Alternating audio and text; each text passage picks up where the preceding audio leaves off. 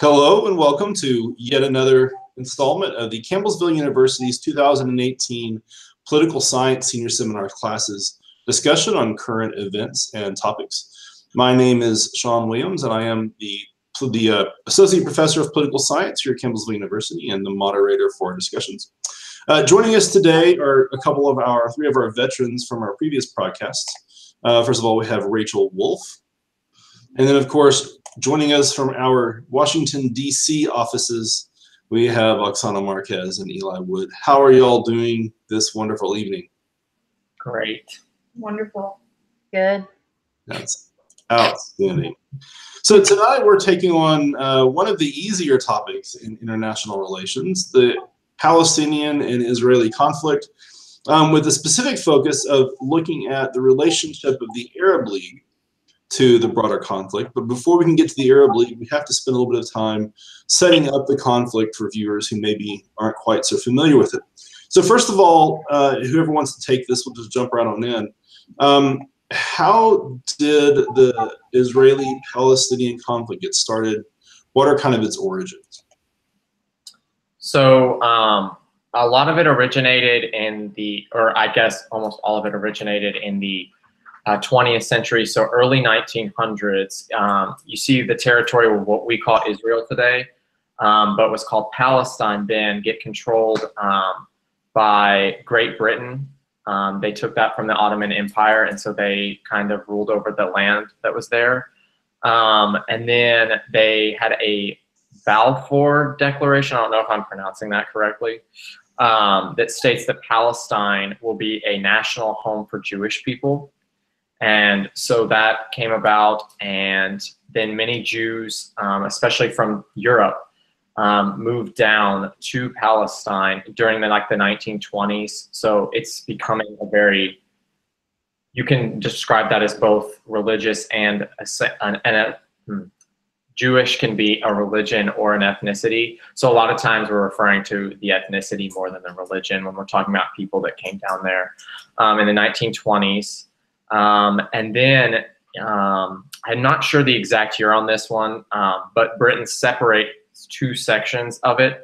One was forbidden for Jews to go live in, and that was the Transjordan section of Palestine.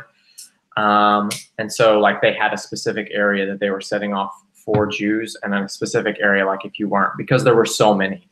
And then in the 1940s, of course, we know that with World War II and the Holocaust, that many people were trying to flee from Europe.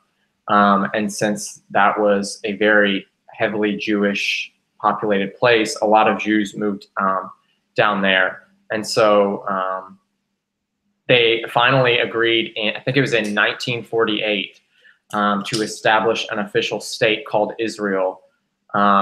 The founder, David Ben-Gurion, and the United Nations recognized it almost immediately, and so did the United States and a lot of other big states.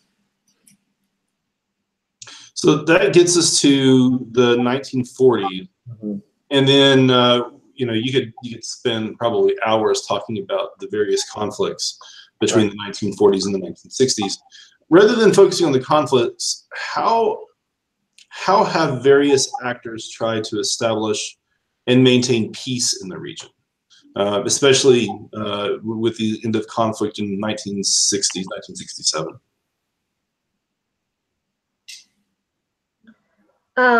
There have been multiple actors that have tried to help with the conflict, such as the Arab League that we'll probably discuss in the future, and that is just the countries in the Middle East, and then the United States, Russia, the UN, the EU.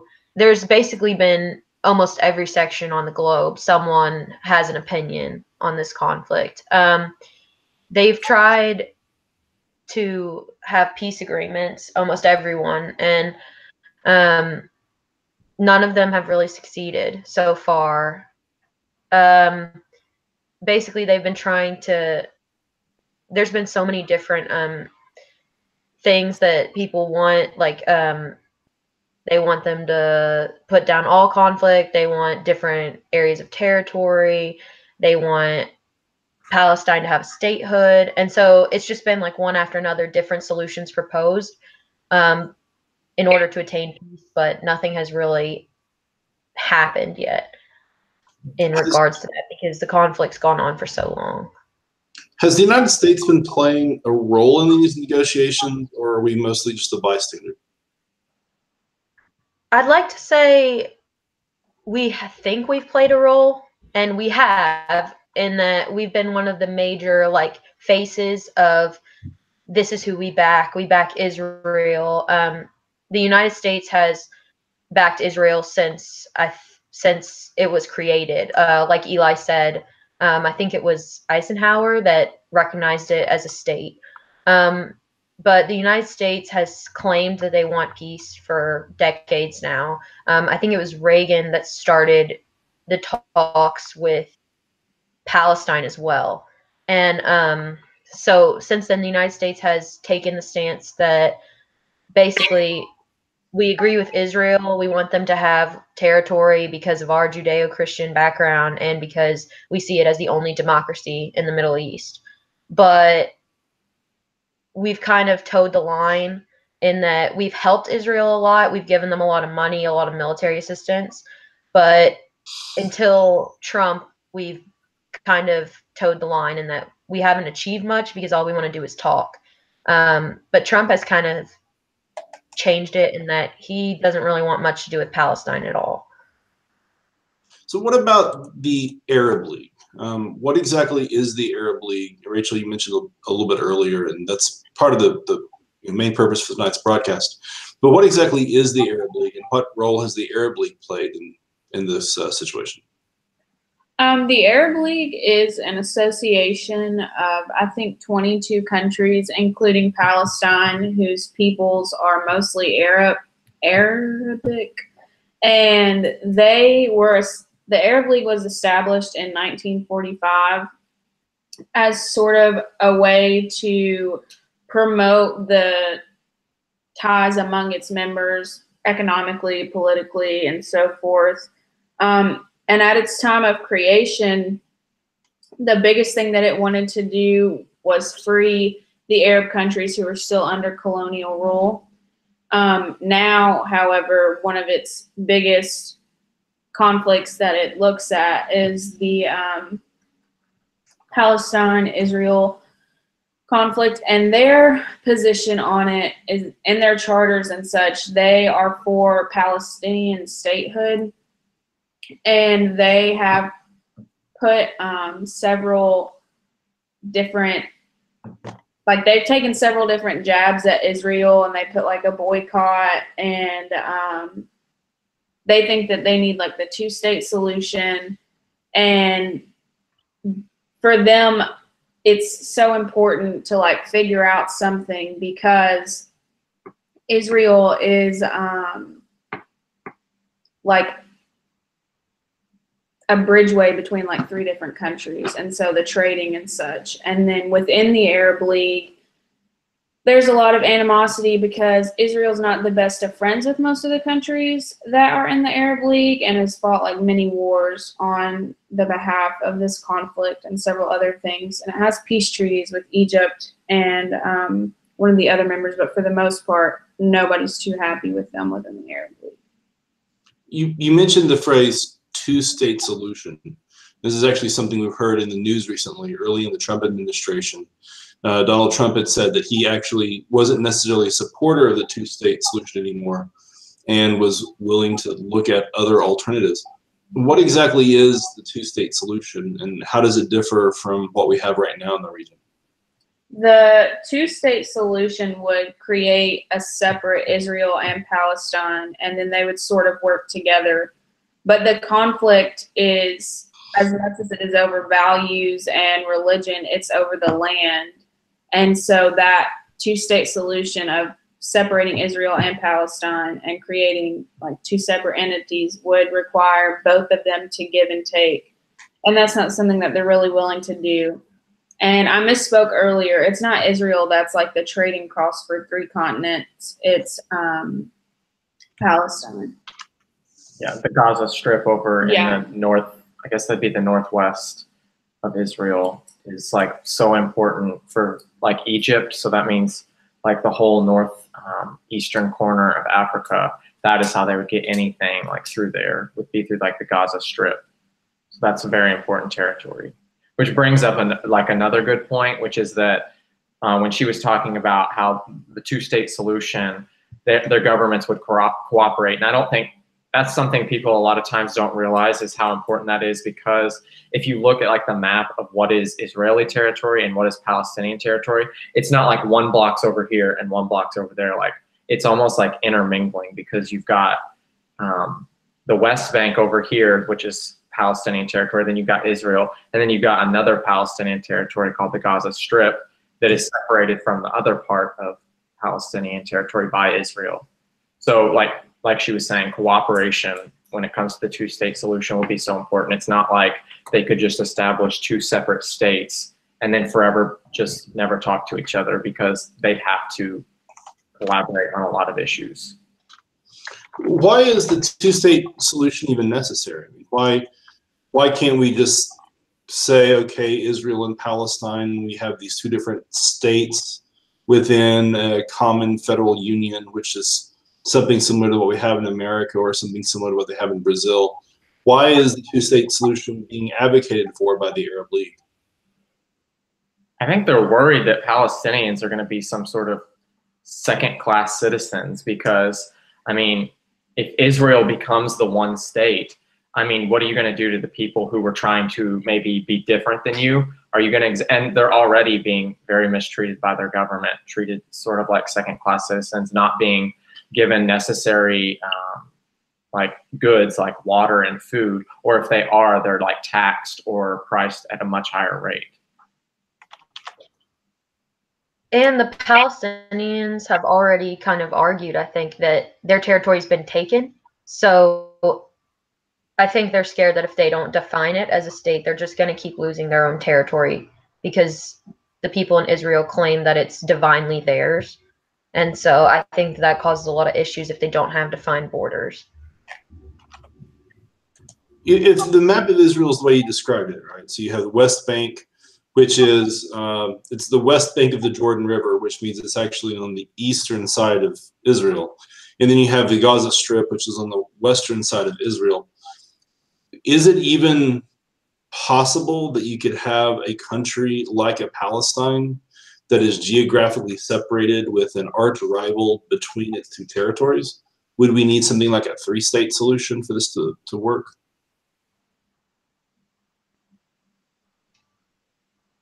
I don't know if a three-state solution would necessarily solve the issue, just because also I don't think a lot of people don't realize, even though the Gaza Strip, like we were talking about, is separate, but it's part of Palestinian territory, it's also ruled by the, is it the Hamas government is ruling up there.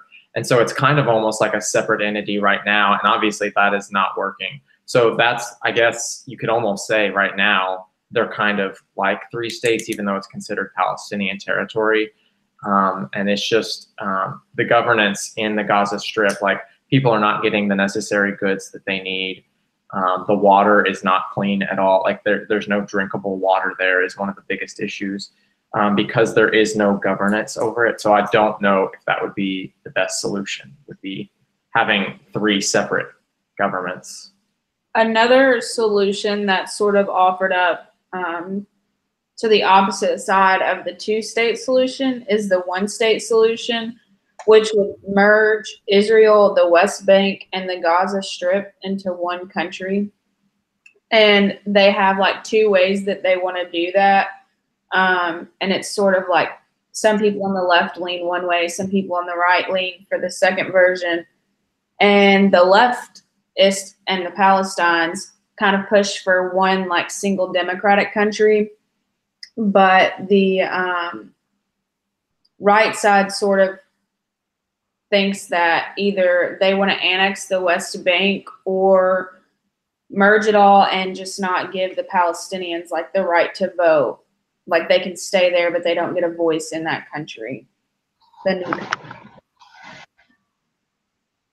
obviously that's not very accepted by most human rights groups or anyone because then they're more outwardly mistreating them than they are now.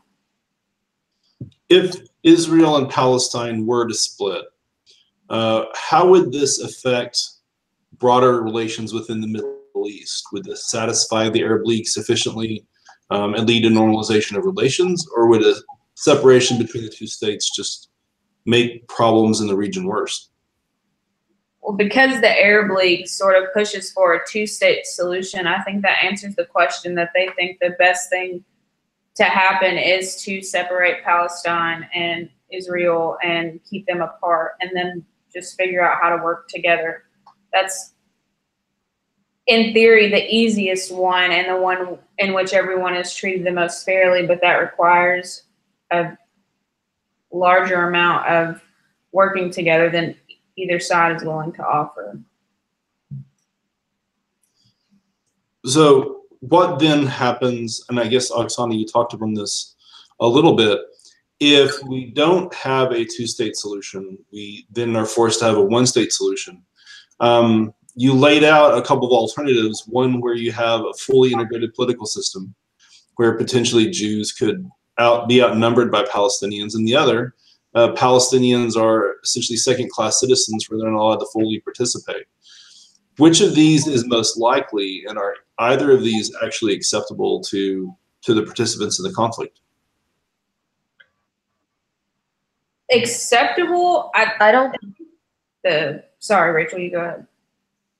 I was just going to say, I think what you were about to say, that I don't think that would be acceptable for either. I mean, it's pretty clear that both sides, as we mentioned earlier, are just so staunchly opposed to giving the smallest bit of power to the other. I think one state, even though it may sound simpler, I don't think the two can coexist peacefully in any viable way. I mean, like you mentioned, where the Jews are outnumbered, when Eli was talking about the formation of Israel as a state, it kind of reasons it was born was because of the fear of anti-Semitism, the Jews wanting the area away from all these people that they fear will persecute them. And I think that if they're outnumbered by the Palestinians, they'll feel like that's completely what they were afraid of in the first place.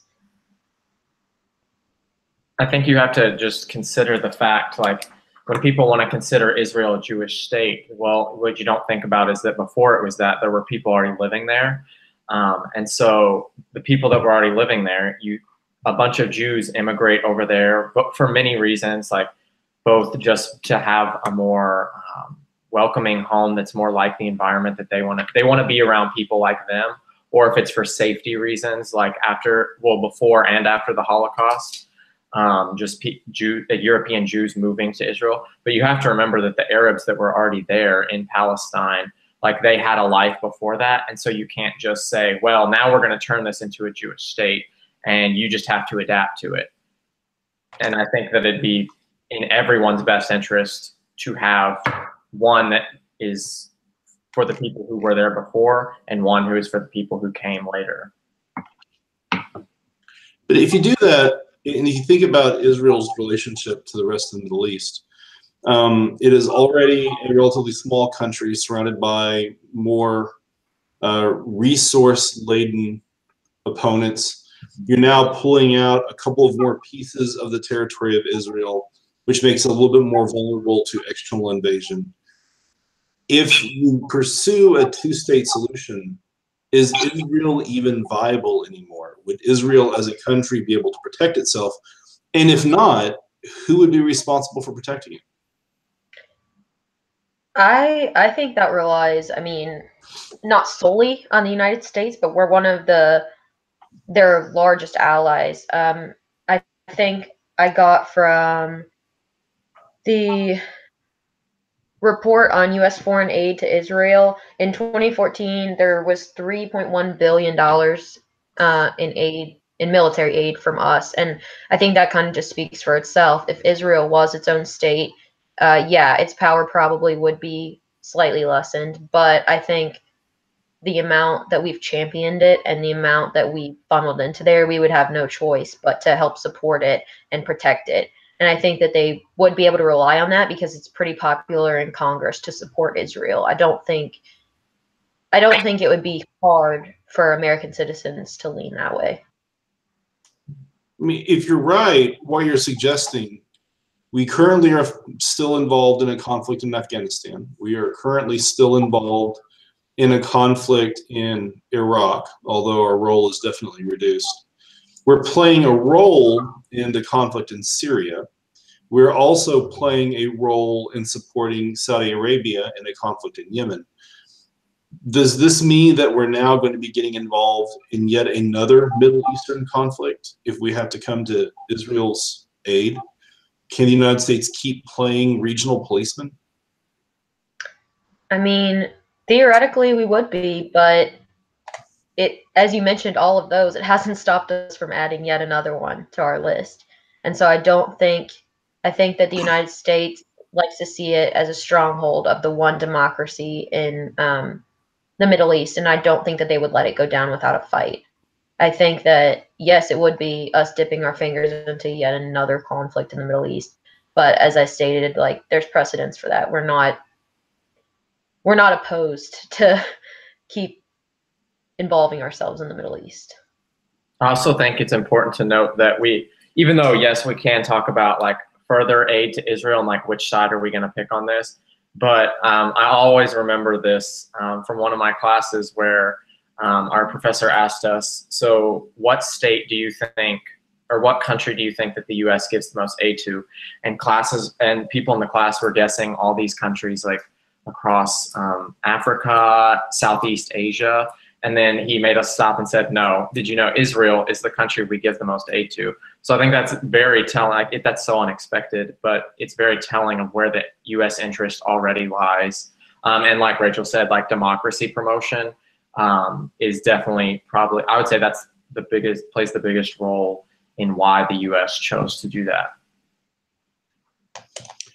Now, whenever the Obama administration was still making foreign policy, they had a very tense relationship with the Israeli government. Certainly pro-Israeli, I guess, but maybe not as pro-Israeli as many conservatives would prefer. Since the Trump administration's come to power, we've seen a much stronger pro-Israeli and even anti-Palestinian stance. Do you feel like current American policy would allow for a two-state solution? Or do you think that the actions of the Americans and even the Palestinians have made that no longer a viable option? I think that for sure, because there were so many presidencies before Trump where that was what the American administration was going for, I think that while Trump kind of deviates from the norm on that, I don't think, certainly this would change if he wins the 2020 election, but I don't think that it erases it as an option. He has obviously been much more pro-Israel than previous presidents, but I don't think that it completely rules it out. I think that, as I've said before, the United States hasn't done anything that can't be undone. We've done a lot of talking, but we haven't done a lot of action. I know Donald Trump did recognize Jerusalem as Israel's capital, and that caused a lot of uproar from the Palestinians. And obviously he has done things to make them angry, but I think it's such a fickle relationship that if, for instance, another candidate won in 2020, it could swing right back the other way, kind of like the Obama administration was more of a moderate view on it. And so I don't think that it's the end of the two-state solution. I think that that's still the most popular one. Eli, Oksana, what do y'all think? I agree with Rachel. I think that the two-state solution is the most popular one, but I also think that neither side of the conflict are willing to give up anything, and they're not convinced that whatever they'll gain is enough. So I don't think anything that anyone else does is going to make them change their mind. They like to argue, they like to play tug of war, and until they decide to work together and until they have administrations on their own sides that decide to work together, then it doesn't matter what the Arab League does, what the United States does, what anybody does. They're going to keep sitting where they're sitting because it's obviously not that bad, according to their administrations. I completely agree with both of them that this is just going to keep going back and forth until there becomes an incentive for both sides. And that's, I think, been the issue because there have been so many just, I don't know if you want to call them accords or peace talks, I guess, just generally about this issue hosted by various different countries. And still, like, nothing has come of it. Nothing ever gets applied from these. So, for example, like, let me just go through a few of them. Like, there were the Camp David Accords in 1978, where Israel agreed to withdraw from Sinai in an agreement with Egypt. But this also expanded Palestinian self-government in the West Bank and Gaza. But then you see, years later, Palestine is not self-governing the West Bank and Gaza completely because there's still interference from Israel. And then you can look at the Madrid Conference from October in 1991. That's where the U.S. and what was then the Soviet Union, they brought Israel, Lebanon, Syria, Jordan, and Palestine together just to have a conference to ease tensions because the groups had not met for years and they did not have any sort of like diplomatic relations.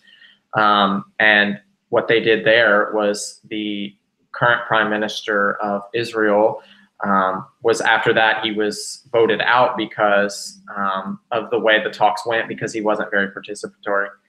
And then we see, I guess one of the most famous ones would probably be the Oslo Declaration from 1993. And I think that the picture you always see is with Bill Clinton and the Israeli prime minister and the leader of the Palestinian Liberation Organization. And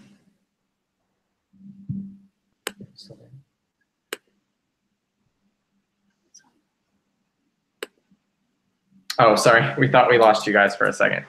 And so that made the Oslo Declarations is where those two leaders came to the United States and came to an agreement to make Palestine self-governing. And it actually led, because it was a compromise, it led to more uprisings from Palestinians because they were just so frustrated with what their leader gave up. And that's the problem, like Oksana was just talking about. Like, even though we know that it has to come to a compromise, the people there, if they see their side give up something, then they're, like we've seen in the past, they're going to revolt, they're going to participate in these uprisings, and it's just going to lead to more violence. Yeah, sometimes they say that it's better to be a little bit lucky than good. On the day that we're taping this is the day that Nikki Haley announced that she was going to be stepping down at some point in the near future. At first it appeared to be immediate, but then at some point before the end of the year, that she's going to be stepping down as ambassador to the United Nations. Within the Trump administration, there have been few people who have been more vocal in their support for Israel than Nikki Haley in her role in the event. So as we look to the future, and as we're seeing what might be a bit of a changing of the guards, in the opinion of each of the three of you, and this is going to be our last question, do you feel like there is still a viable chance for peace in the region? And what do you think that is? Is that going to be a role for the Americans to play or the Arab League to play? How do you think that this situation gets resolved if resolution is even possible? I think that the two-state solution is the best solution, and I think that once each side decides that they're willing to work for something, then that's when America and the Arab League are going to be able to, you know, give advice and give guidance on what to do. And I do think that there's hope, because eventually they're both going to get tired of playing this game, I think. And I think that the best thing to do is this two-state solution. It's the fairest. But I really think that each country who's trying to be an actor in this and trying to pull one way or the other really has their hands tied, because you can't make a horse drink water if he doesn't want to drink water. I definitely think a two-state solution, like we've mentioned multiple times, is probably the best answer and the most viable, just because there already are two separate territories. And if you get rid of one, I mean, that's just going to unleash more of these riots and the violence across the area. And I think the hardest part is, of course, like I was just saying, like getting the groups to come together and compromise. That is like the key word for this whole issue, is compromise. And obviously the people there are not going to be too happy about it. So that's why I think kind of what I've proposed in my own mind, just as more an idealist take on it, is if like an international organization like the UN and maybe the Arab League, maybe if they work together with both Palestine and Israel to establish official borders for the countries that consider things like natural resources. That way they know they're not going to take up water resources and give them all to one or the other, and just sit there and come up with some sort of solution that gives strict borders for the countries, that makes it clear to the people that they have the best interest of both parties in mind and not one or the other. I think that's what it's going to have to come down to. Ms. Wolf, what do you think? I agree with Eli and Oksana that the two-state solution is the most logical. Obviously, as we've discussed, it's not perfect, and it's complicated. And honestly, I'm a bit pessimistic. I don't think that the fighting will stop anytime soon, just because, as the others stated, it's kind of like everybody wants the whole pie, not a piece. And so I think that this conflict is so deep-seated and deep-rooted. It's all they know. And I don't think that they really know how to exist without fighting for the whole instead of a piece. Like they're never going to be satisfied with what they can have if they think that they could gain the whole thing. And I just don't see it ending anytime soon. Well, it looks like that's going to have to be the final word. For those of you who've been joining us at home, thank you very much for joining us for another one of our senior seminar broadcasts. If you've been following along, next week we'll be talking about the Paris Accords and climate control, another timely topic given the recent efforts to reevaluate the Paris Accords and their effectiveness, and to try to evaluate whether or not the current targets, the current CO2 targets that were set by the Paris Accords are in fact ineffective. And if you're not willing to wait around for that one, please check out, if you haven't already, one of our other podcasts, which we have already uploaded this year on topics ranging from the opioid epidemic to socialized healthcare. And until we see you again next time, thank you very much, and God bless.